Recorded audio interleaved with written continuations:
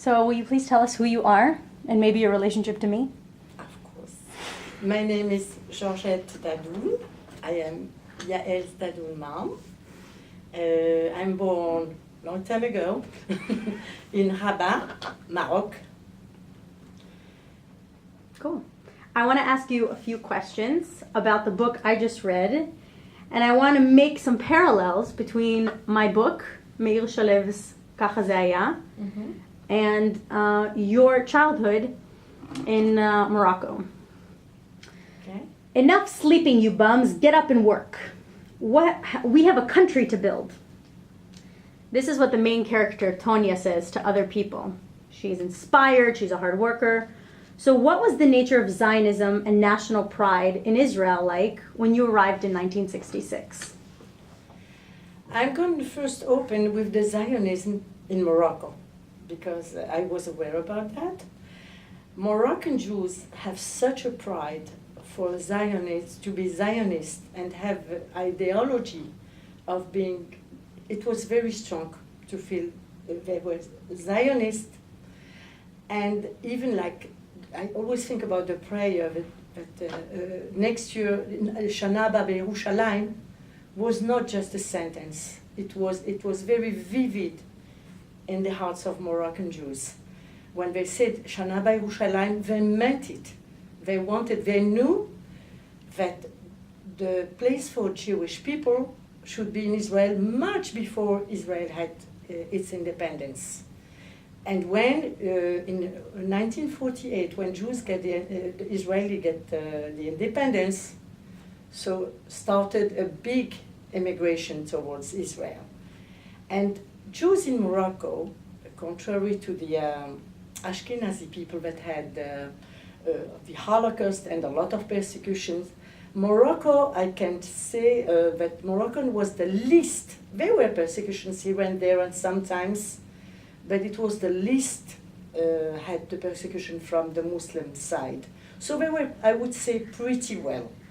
But this being said, even though they always dreamt of going to Israel, because they knew it was even not paper. So this is the ideal and the real Zionism. Even if they were okay, and they are our cousins, because we have the same, like, many of the characteristics of the Muslims, even though they know they had to go to Israel, without no persecution, because they are obliged to go, but by love for Eretz Israel. When did your family first discover that they can go to Israel, and how quickly did that happen? How quickly or how slowly did that happen? I think they have that in mind all the time. But you know, sometimes you are here, as many Moroccans, like even generation died in Morocco. As we know, like the Judaism in Morocco exists for many centuries, even before Jesus Christ. It was the Berber Jews and a lot of other Jews, but I'm not going to get to it. But the big Jewish population came after the Inquisition in Spain. And I am a descendant of that. Since the 1492, so Jews, in order to s'évader, to leave Spain, they were supposed to convert, or deaf, or they were supposed to be killed. So many at a certain time they were allowed to leave Spain, and they went to all North Africa, which is Morocco, Tunisia, and Algeria, and some in Libya. So since the 15th century, Jews live in Morocco. And my parents, I think, they maybe in the early 60s thought about going to Israel, but you know, things not easy. And at that time, they left, they took risk because they went clandestinely. Yeah? Clandestinely. Yeah. So they left, and it was not easy because you know you didn't say to anyone, and we have the people from the Sukhnut that came and talked to us, and we accepted to go. And here we prepared and went to Israel. The only bad thing that happened in my family, not to others, that my father was sick, and in the middle of the trip, my father died in Marseille, because it was the place of the transition between Morocco, Marseille, France. Between Morocco and Israel, we have to stop for a week or two, sometimes just a few days, but in our case, because our dad was dead, so we stayed more than a month, the time to manage and bring the corpse and etc. And when we arrived to Israel, the Zionism was always here. We felt very Zionist and proud. Although we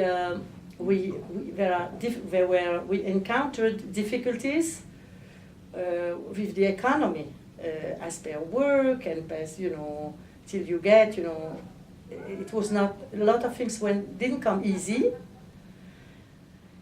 But when the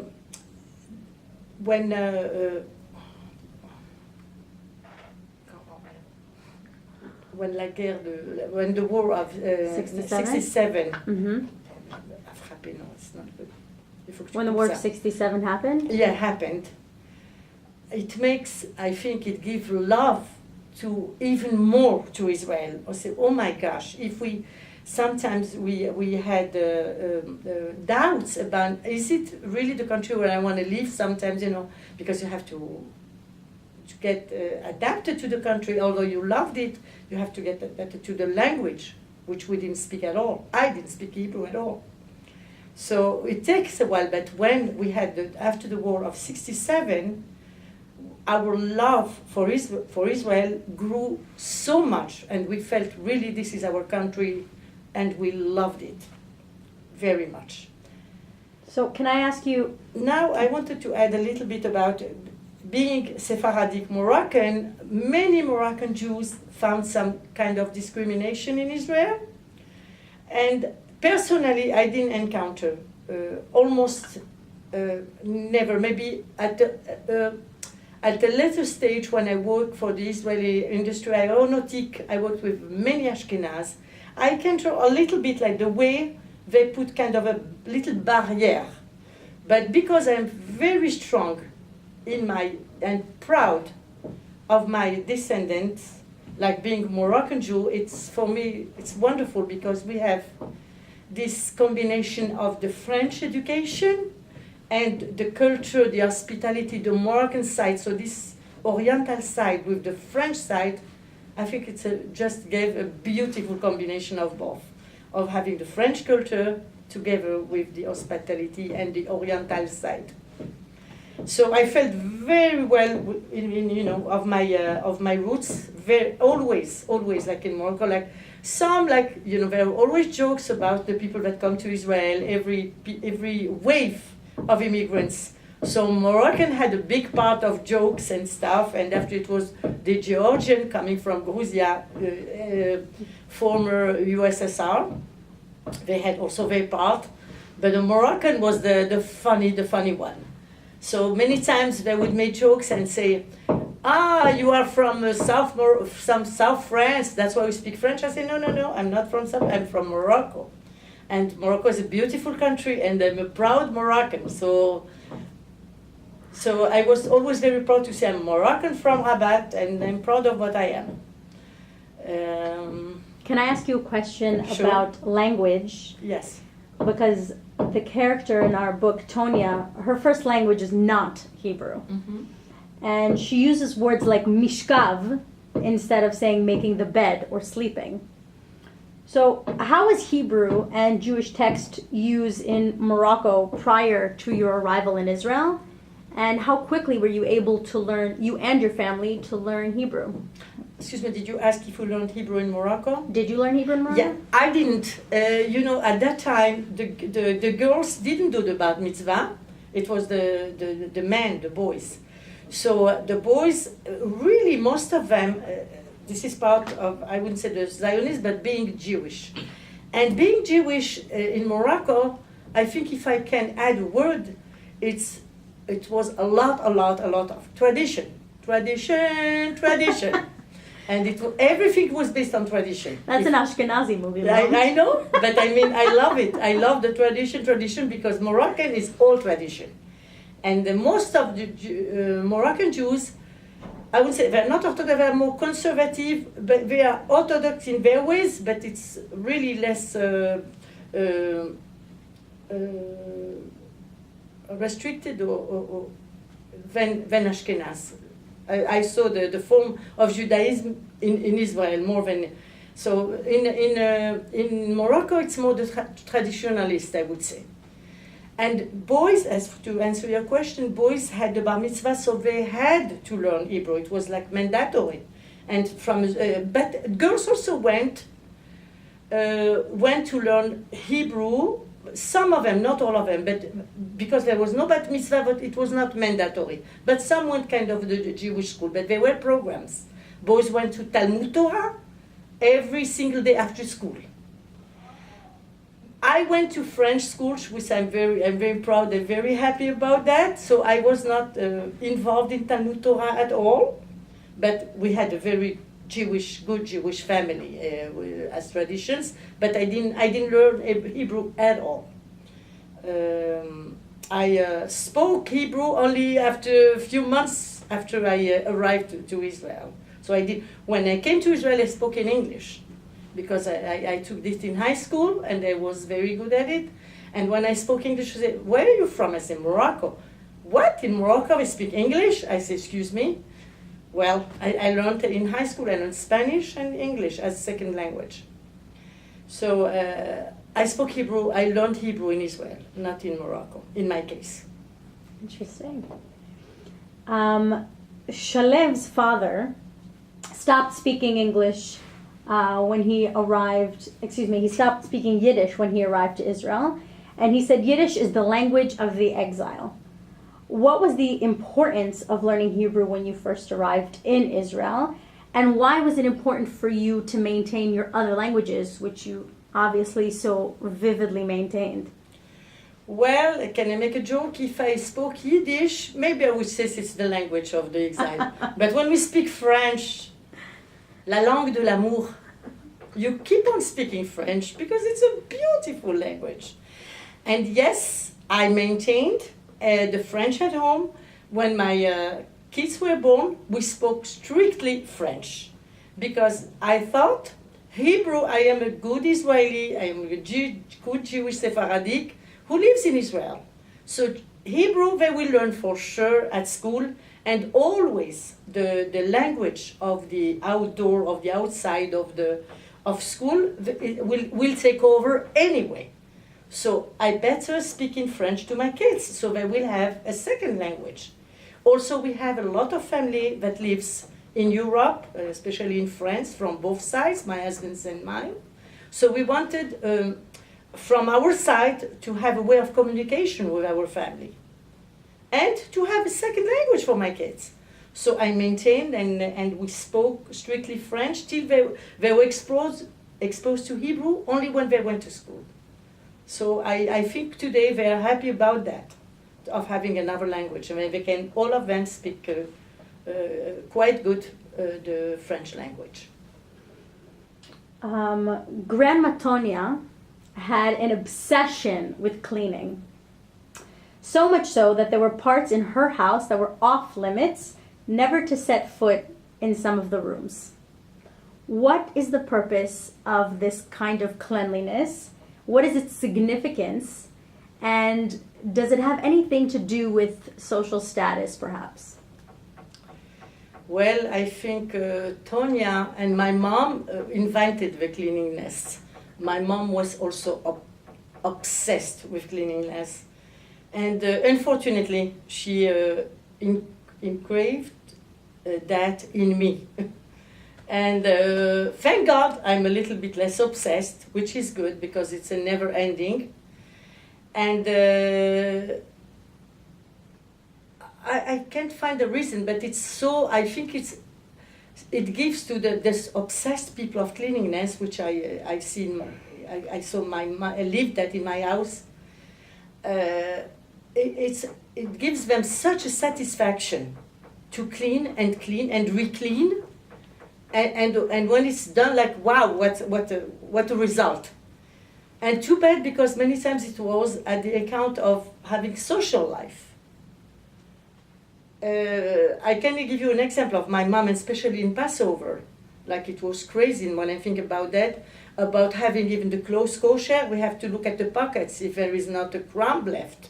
So all the pockets we were supposed to empty, and all the drawers, like, well, what can we find in drawers that would be, everything has to be and opened and cleaned.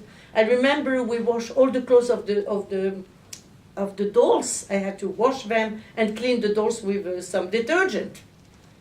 And my mom, the worst was when my mom, like I think Tonya from your book, she had this pasta machine that she used, of course, to make Moroccan galette, delicious. And she used to pass them. It's a dough with eggs and flour, etc. So she had to make them very thin. So she has to go through the pasta machine. And for Passover, even she didn't use it. It has to be no. It has to be very clean. So she opened all the pieces like a puzzle. She opened small pieces, everything, and she opened. I said, "How can you put this back?" She said, "Don't worry, I can." She opened, cleaned, let them dry in the sun. And then she put back the machine, and it worked. This is like, it reminds me of my mom when she said about Tanya. So I think it gives them just satisfaction, this cleaning, like this is obsession. And as I said, unfortunately, I irritated of some. I'm still obsessed in many ways, but I work on myself, like to, Tonya, the heroine of our story, dies at the end of our book. And one of Shalev's uncles, Menachem, had a great sense of humor, and even at her funeral, he was telling jokes, and he kept telling stories of her life. Could you kind of talk a little bit about what Jewish funerals were like in Morocco, or what Moroccan Jewish funerals were like in Israel? Yes, they were very, very, very strong and very rigid, very rigid. Mourning in Moroccan Jews at that time, thank God, it's a little bit softer now. I would say it was almost frightening, because it has to be done that way, and that's it. It has to be. We have to be sad. We have to cry. We were all black, like the Greek people. We took this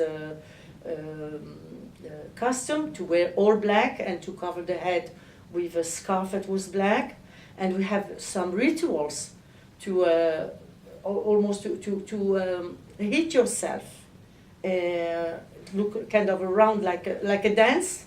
This is an old costume, but they did it. I saw that at my grandma's funerals. They hit themselves, and they cried and speak about all the well-being, of the person that died, all the good things she had, all the characteristics, and this was terrible. But when they went to Israel, Moroccan gets softer. They did the mourning and all the rituals, but not with the singing. And I remember when they were Shiva, we said Shiva. I like the Shiva in this way that psychologically it's so good, because you sit, people come to see you during the whole 7 days, and we speak, of course, and we combine. People come to tell you jokes, which is wonderful. So we joke and cry, make jokes, and this is the healing process. This is a wonderful healing process. The people that sit with you talk about the dead, and we always evoke about, the souvenirs and the remembrance, we reminisce about the person that died.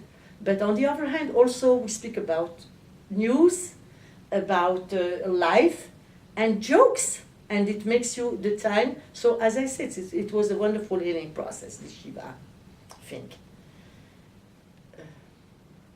I wanted to ask you one concluding question. There was one section in the book which I feel like was written about you.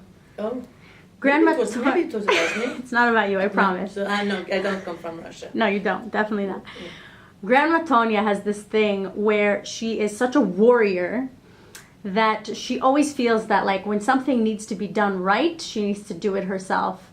And she would always have this thing where she had no problem touching really, really, really hot things where everybody else would like burn their fingers. Mm-hmm.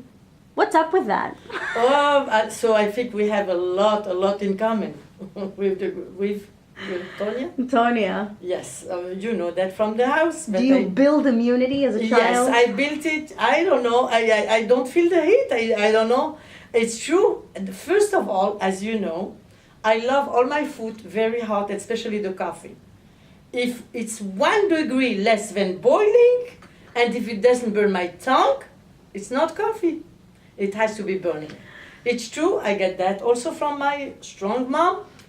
We touch everything very hot. I go to the oven, sometimes I forget.